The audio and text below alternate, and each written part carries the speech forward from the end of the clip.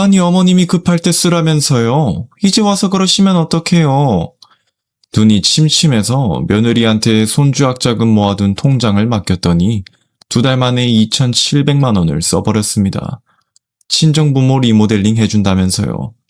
근데 집들이 가던 날 새집 자랑하느라 입이 귀에 걸렸던 사돈댁이 대문 앞에서 아주 폭삭 무너지더라고요. 종이 한 장을 내밀었을 뿐인데 그날부터 곱게만 자란 우리 며느리가 새벽 6시에 앞치마를 매게 됐습니다. 대체 무슨 일이 있었던 걸까요? 사연 시작하겠습니다. 24세 지금 남편을 만났습니다. 시장에서 남의 집 나르는 일을 하던 사람이었어요. 말수가 진짜 없어요. 하루에 10마디를 하나 싶은데 새벽에 제일 먼저 일어나 물부터 올려놓는 걸 보고는 이 사람이면 굶고는 안 살겠다 싶었죠. 시집을 와보니 시어머니가 시장 골목에서 칼국수를 밀고 계셨습니다. 저는 새댁 때부터 반죽 치대는 걸 배웠는데 손이 서툴러서 물을 2배로 부어 한 통을 통째로 버린 날도 있었어요. 야, 너 이걸 반죽이라고 했냐? 이게 반죽이야, 풀이야. 밀가루가 하늘에서 떨어지는 줄 알아? 도마에 반죽 덩어리를 탁 내려치시는데 그 소리가 어찌나 서럽던지요. 그때는 며느리가 그냥 손 하나였습니다. 그런데 결혼하고 4년이 되도록 애 소식이 없었어요. 남편이 그 집 외아들인데다 3대를 이어야 한다는 집이라 애 하나가 아주 하늘 같은 일이었죠. 시어머니가 어디서 시커먼 물을 자꾸 받아오셨습니다. 이거 먹으면 애가 생긴다더라. 한 방울도 남기지 말고 다 마셔. 내가 얼마 주고 사온 건데. 그게 뭔지도 몰라요.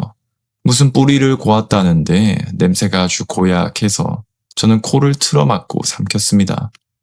그렇게 몇 달을 마셔도 소식이 없으니 말이 점점 험해지더라고요. 하루는 제가 국수를 삶고 있는데 등 뒤에서 그러십니다. 너 어디 잘못된 거 아니냐? 남들은 2씩 3씩 낳는데 왜 너는 하나가 안 서? 내가 얼굴 뜯어먹고 살라고 널 데려왔어? 국자 잡은 손이 부들부들 떨리는데 뒤도 못 돌아봤습니다.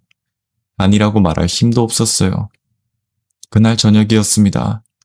평생 목소리 한번 안 높이던 우리 남편이 밥상 앞에서 숟가락을 딱 놓더니 처음으로 제 어머니한테 소리를 질렀어요. 어머니, 그만하세요. 애 안 생기는 게 왜 이 사람 탓입니까? 그런 말 들으려고 이 집에 온 사람 아니에요.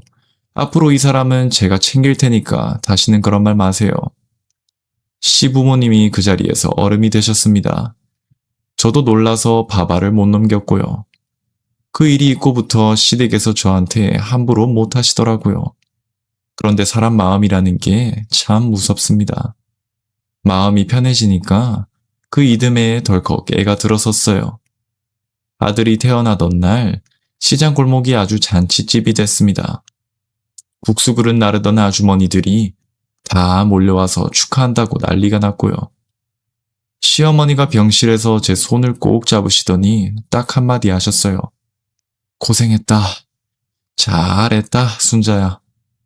그 말 한마디에 4년 서름이 다 녹더라고요. 참 이상하죠. 아들이 중학교 들어갈 무렵에 시부모님이 차례로 떠나셨습니다. 시어머니가 마지막으로 남긴 게 그 칼국수 집이었어요. 병상에서 제 손을 붙잡고 그러시더라고요. 그 가게 네가 해라. 네 반죽이 이제 내 것보다 낫다. 손님들이 다 알더라. 제가 그 손 붙잡고 얼마나 울었는지 몰라요. 그렇게 제가 주인이 돼서 26회를 밀었습니다. 둘째는 끝내 안 생겼어요. 그래서 그 하나뿐인 아들을 애지중지 키우면서 나중엔 골목에서 시장 2층으로 가게를 옮기고 밀가루 뒤집어 쓰고 살았습니다. 우리 아들은 제 아버지를 그대로 빼닮았습니다.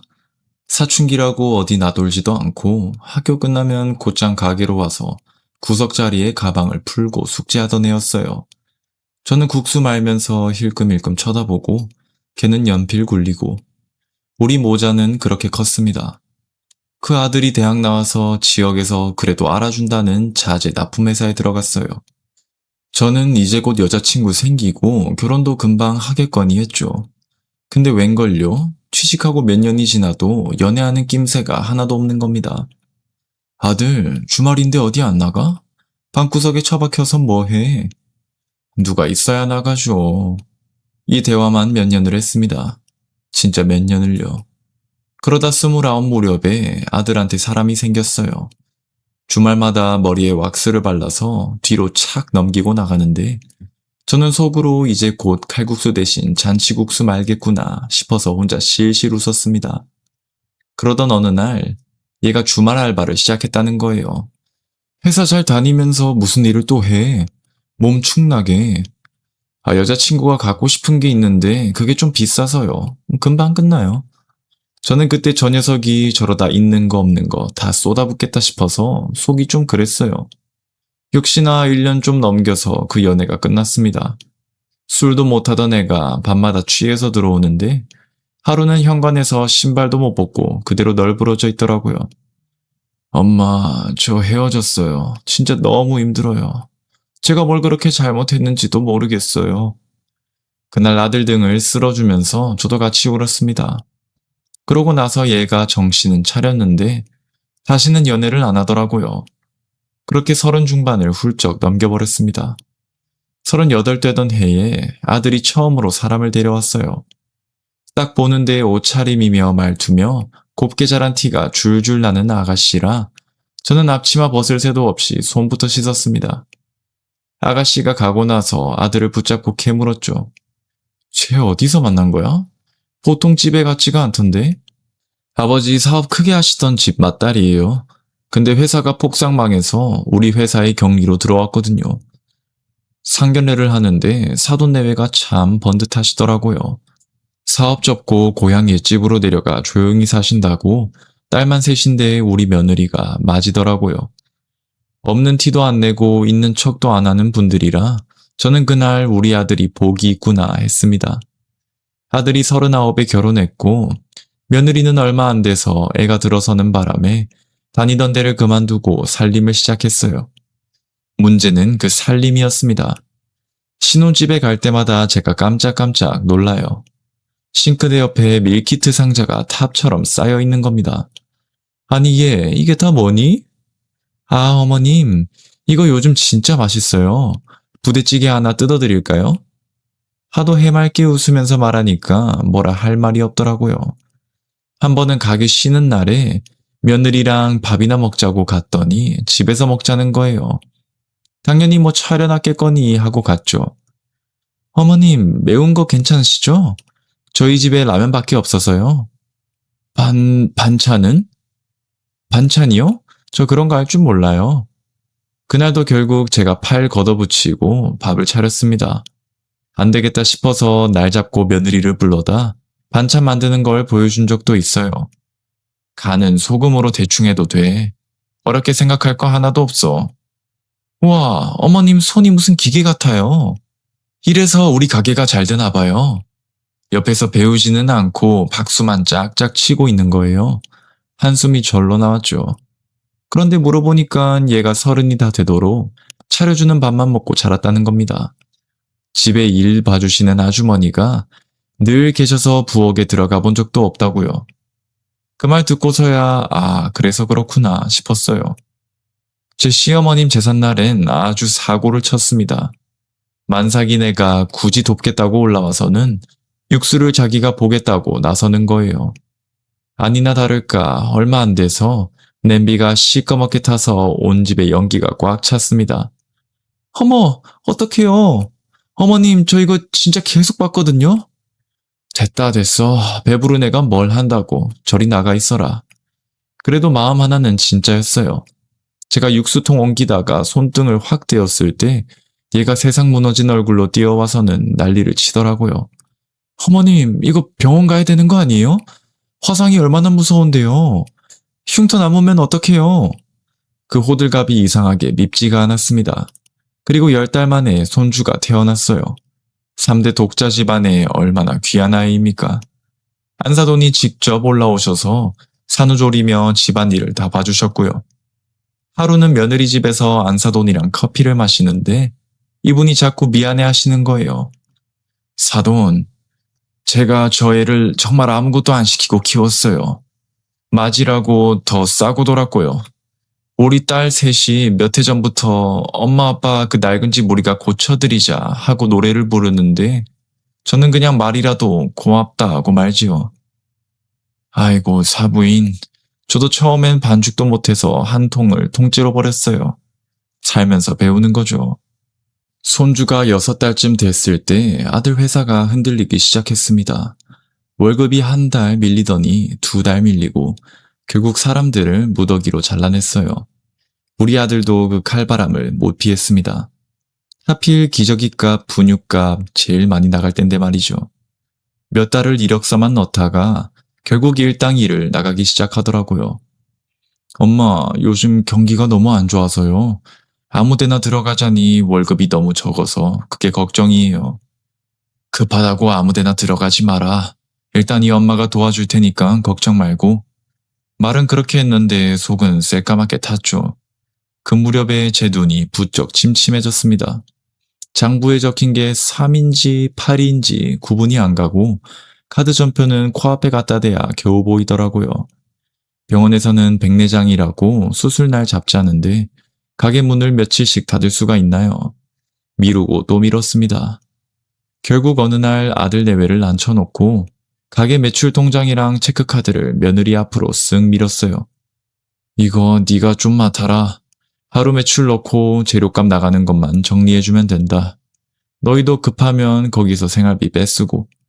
네? 이걸 제가요? 진짜 써도 돼요? 내 눈치 볼 거 없어. 네가 격리밥 먹었으니 나보단 낫지. 그러면서 제가 무심코 한마디를 얹었습니다. 거기 한 3천쯤 깔려있을 거다.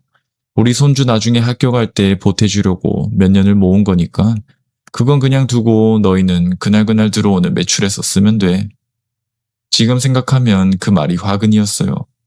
며느리가 또 야무지게 챙기더라고요. 어머님, 폰으로 문자 오는 거 정신 없으실 텐데 제 걸로 돌릴까요? 인터넷 뱅킹도 제가 깔아드릴게요. 그래라, 어차피 글씨도 안 보이는데 울려봐야 뭐하니? 그렇게 알림을 껐습니다. 보안카드까지 통장 사이에 척 끼워서 통째로 넘겼고요. 누굴 탓하겠습니까? 제가 다 넘겨준 건데요. 처음 한 달은 얘가 오히려 저보다 알뜰했어요. 영수증도 봉투에 착착 모아두고 어머님 이번 달 야채값 좀 올랐어요. 하고 보고도 꼬박꼬박 하고요. 매일 매출이 들어오니 재료값이며 월세며 하나도 안 밀렸습니다.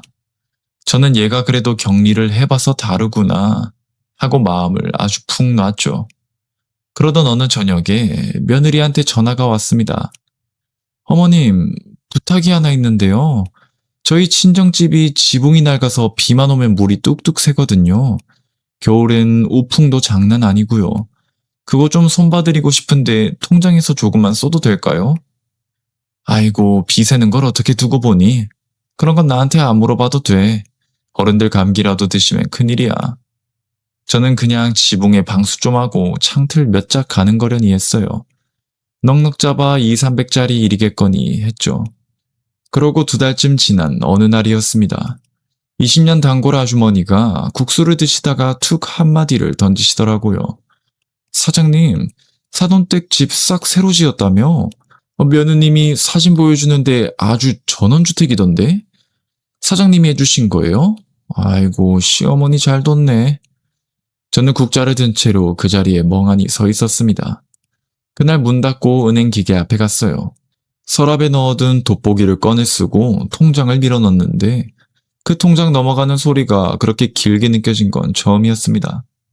찍혀 나온 걸 들여다보는데 다른 건 몰라도 자릿수 하나가 유독 길쭉하니 눈에 확 들어오더라고요. 200만 원도 아니고 2,700만 원. 몇 번을 다시 봐도 그 숫자가 안 바뀌었어요.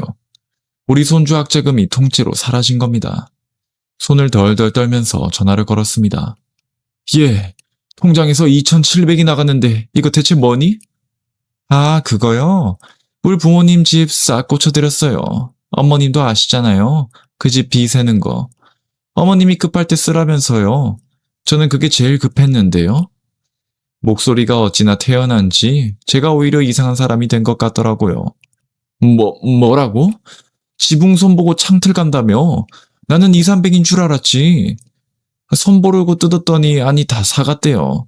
어차피 하는 거 제대로 하자고 동생들이랑 얘기했어요. 지붕 새로 얹고 창호 다 바꾸고 마당에 데크도 좀. 그 말 듣는 순간 온몸에 힘이 쭉 빠졌습니다.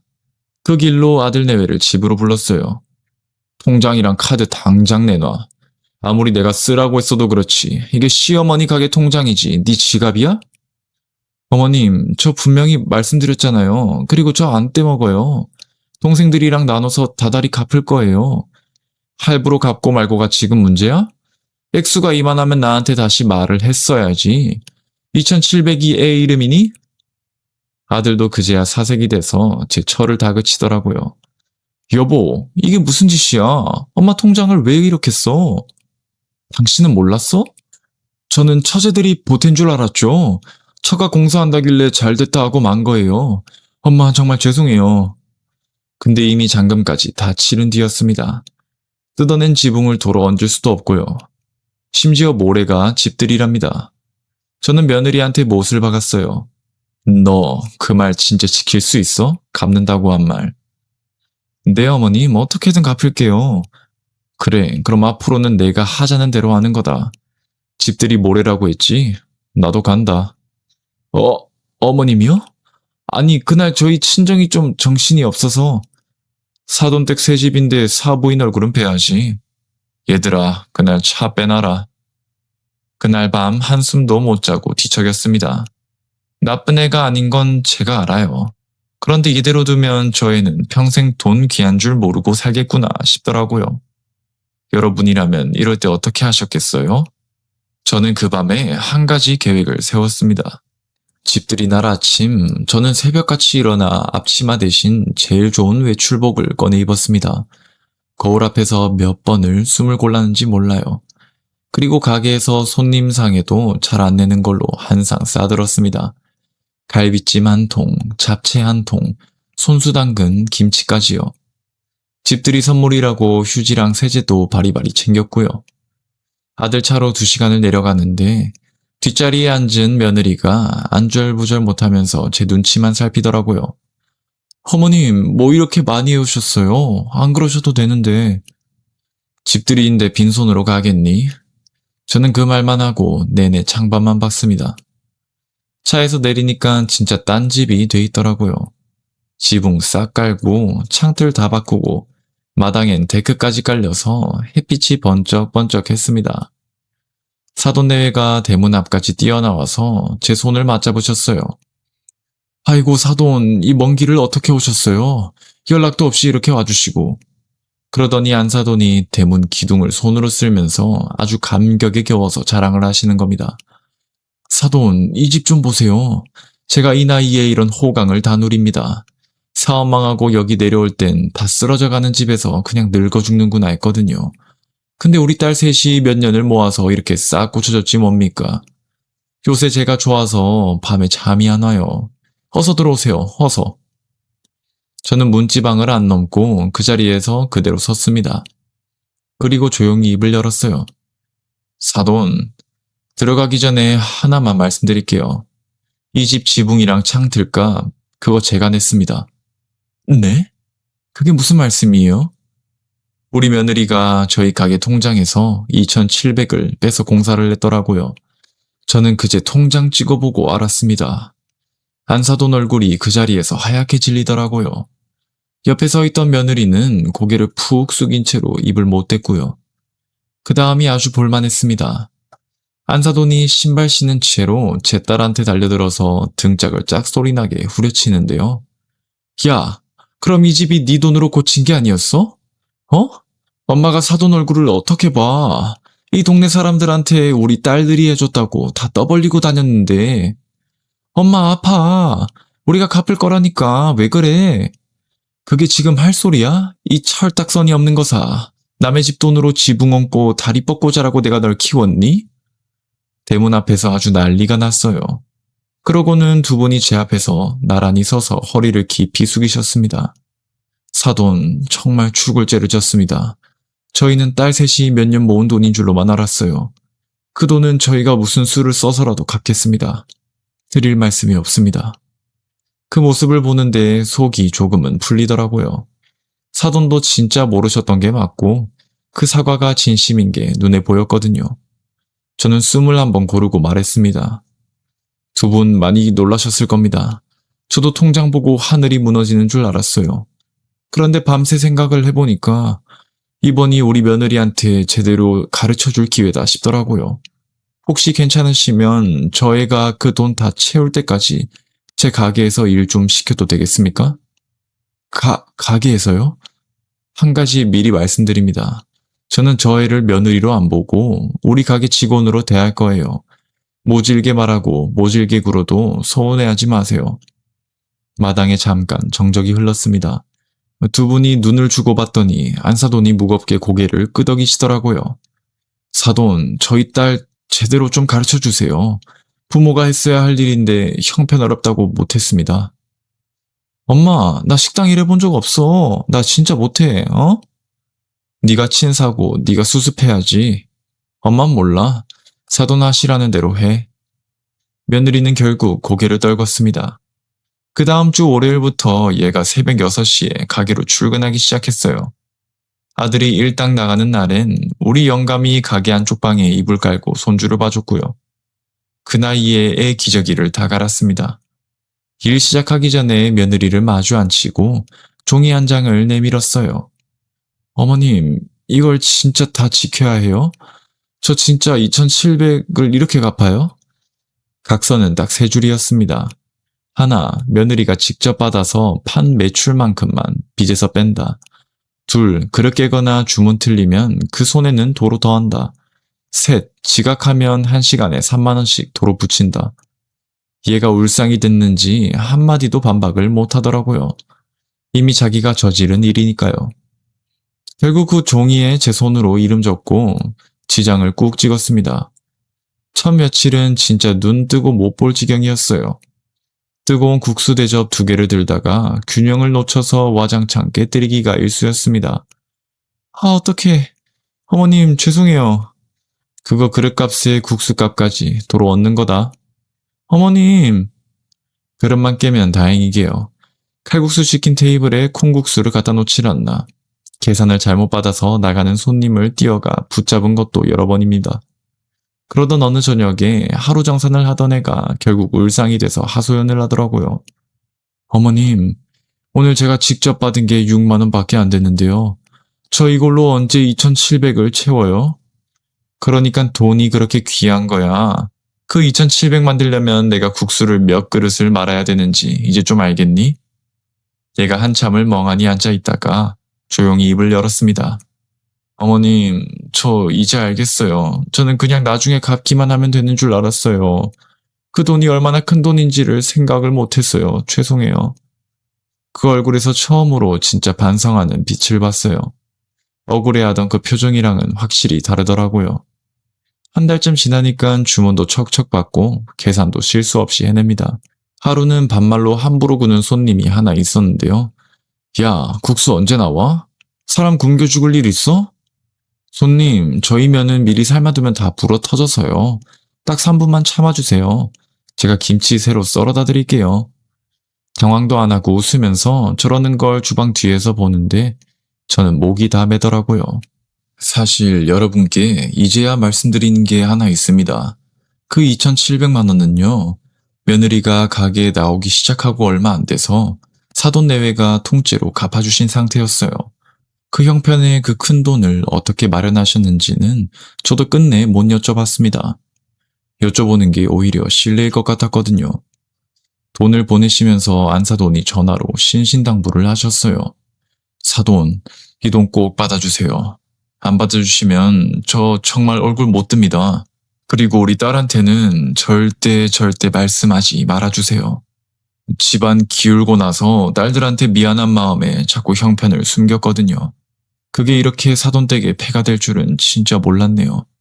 사부인, 우리 며느리 마음씨 하나는 진짜 곱습니다. 모르는 건 알려주면 되는 거예요. 걱정 마세요. 이제 2발 뻗고 주무세요. 그렇게 몇 달이 지났습니다. 이만하면 됐다 싶어서 하루는 며느리를 앉혀놨어요. 이제 됐다. 네 남편도 일자리 알아봐야 하니까 너는 손주나 봐라. 내일부터 안 나와도 돼. 네? 어머님, 저 아직 한참 남았는데요? 계산해보면 반도 못 갚았어요. 얘가, 내가 네 돈 받자고 이걸 시켰니? 네가 뭘 배웠는지가 중요한 거지 액수가 뭐가 중요해. 됐으니까 그만 나와. 그런데 얘가 하는 말이 아주 걸작이었습니다. 어머님, 저 그냥 파트타임으로 계속 나오면 안 돼요? 남편 쉬는 날엔 애 맡기고 올게요. 뭐? 우리 가게 그릇 나만 하는 꼴을 못 보겠어? 어머님도 참, 저 이제 하나도 안 깨요. 앞으로 어머님한테 충성하겠습니다. 두 손을 번쩍 들고 우렁차게 대답하는데 저는 웃음이 터져서 한참을 못 참았어요.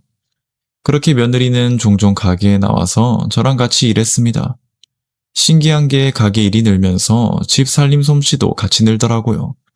밀키트 상자가 탑처럼 쌓여있던 그 싱크대에 이제는 반찬통이 줄지어 섰습니다. 단골 아주머니들도 저 세댁 참 싹싹하고 야무지네. 사장님 복 터졌어 하실 정도가 됐고요. 저는 그 소리 들을 때마다 속으로 어깨가 아주 으쓱했죠. 그러던 중에 아들한테도 좋은 소식이 왔습니다. 올해 발품 판 끝에 전보다 조건이 훨씬 좋은 데로 취직이 된 거예요. 엄마, 여기 연봉이 전 회사보다 많아요. 이제 걱정 안 하셔도 돼요. 저는 그 말에 울컥해서 앞치마로 눈을 찍었습니다. 그렇게 3년이 흘러 저도 72이 됐어요. 손주는 훌쩍 커서 어린이집에 다니고 며느리도 아이 맡기고 따로 일을 나갑니다. 어느 날 장사 마치고 정리하는데 아들 내외가 손주를 데리고 가게로 왔더라고요. 우리 영감까지 불러다 놓고 다 같이 늦은 밥을 먹었습니다. 그 자리에서 며느리가 엄지를 척 들더니 그럽니다. 어머님, 저 애 낳고 일해보니까 이게 얼마나 힘든 일인지 알겠어요. 어머님은 이 가게 하면서 애를 대체 어떻게 키우셨어요? 진짜 대단하세요. 다들 그렇게 사는 거지 뭐. 그 얘기 그대로 너희 친정어머니한테도 해드려라. 나는 아들 하나 키웠지만 사부인은 딸 셋을 키우셨어. 그 고마움 말고 효도하면 되는 거야. 요새는 얘가 오히려 제 남편보다 더 깐깐합니다. 저번엔 아들이 뭘 사고 싶다니까 바로 잡아채더라고요. 여보, 이거 진짜 필요한 거야? 우리 이번 달 예산 짜놓은 거 있잖아. 당장 필요한 것도 아닌데 왜 사? 아니, 하나쯤은. 그렇죠, 어머님? 그래, 우리 며느리 말이 다 맞다. 아들, 필요 없는 건 사면 안 돼. 아니, 엄마까지 왜 그래요? 여기 진짜 내 편이 하나도 없네. 그날 배꼽을 잡고 웃었습니다. 돌이켜보면 처음엔 아무것도 모르는 새댁이었어요. 반죽에 물을 2배로 부어서 한 통을 통째로 버린 적도 있고 제사상 차리는 법을 몰라서 몇 번이나 혼도 났고요. 그때 우리 어머님이 그저 다그치기만 하셨으면 저는 이 집에 정을 못 붙였을 겁니다. 그런데 마지막엔 제 손을 붙잡고 가게를 물려주셨잖아요. 사람이 처음부터 완벽할 수는 없는 거잖아요. 우리 며느리도 곱게만 자라서 세상 물정을 몰랐을 뿐이지 그 마음 밑바닥엔 늘 가족이 있었습니다. 제 손 대었을 때 제일 먼저 뛰어와서 병원 가자고 난리치던 그 마음이요. 잘못은 분명히 짚어주되 그 마음이 어떤 마음이었는지를 먼저 봐야 하더라고요. 무작정 내치는 것보다 제 잘못의 무게를 스스로 느끼게 해주는 게 어른 몫이 아닌가 싶습니다. 저도 이제 나이가 있어서 슬슬 가게를 접을까 합니다. 그런데 이 나이 먹도록 장사를 해도 여전히 어려운 게 장사더라고요. 요즘 시장에서 가게 하시는 분들 다들 힘들다고 하시는데 부디 조금만 더 힘내셨으면 좋겠습니다. 분명히 좋아지는 날이 옵니다. 오늘 제 이야기 들어주셔서 정말 감사합니다. 오늘의 사연은 어떠셨나요? 듣고 계신 곳을 말씀해 주시면 그곳으로 건강과 재물이 넘치도록 기도하겠습니다. 시청해 주셔서 감사합니다.